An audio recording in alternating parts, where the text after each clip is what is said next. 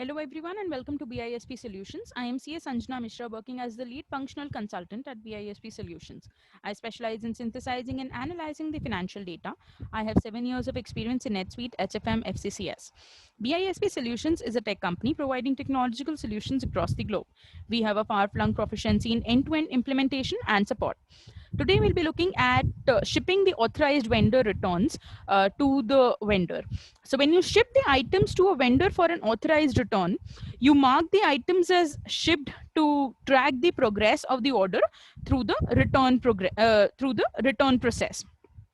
This is what we do into the shipping the authorized vendor returns. Now moving on to our NetSuite application. So this is the NetSuite application. Now shipping the vendor returns can be done by two ways. One is you can go to the vendor authorizations.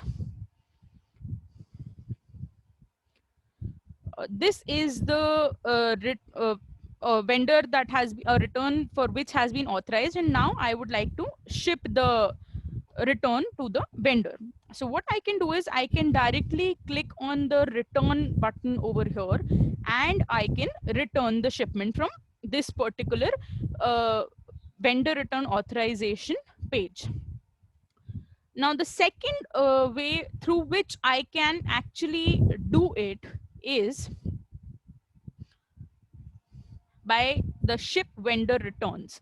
So as you can see, the same bill is available over here with me.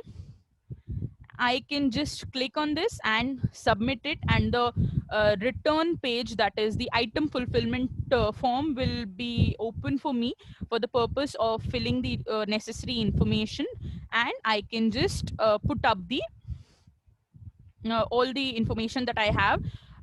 All those I can actually just fill it and I can return the product. I can process the return.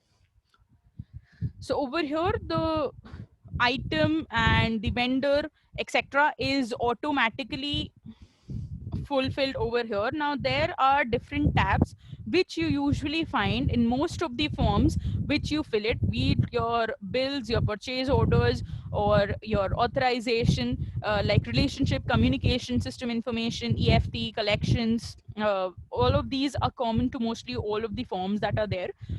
These are the tabs that we have. Now into the items, since we have created it from a bill, the returns is created from a bill, so the item, etc., is available to me.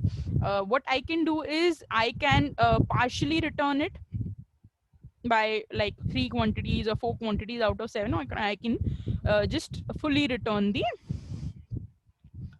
uh, whole items. I mean all the items that are there, I can return all of them together.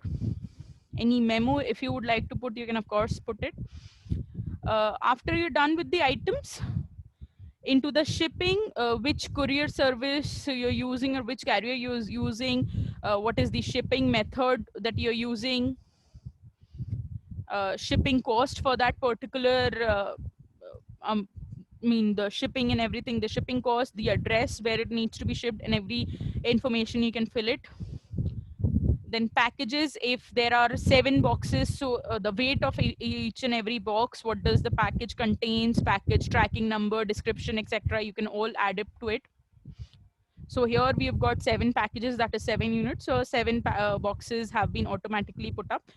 Relationship, that is the representative of the vendor, any communication, events, task, any phone calls, etc., that you would like to put up any information for, you can just put it over there. And after that, when you've done every information, you've provided with all the information that is necessary for the vendor, for the shipment, that is return into the returns, you can just save it. Now before saving, I'd like to grab your attention over here. Here what you can do is you have various save options over here. Now into the save option, simple save option just saves the information.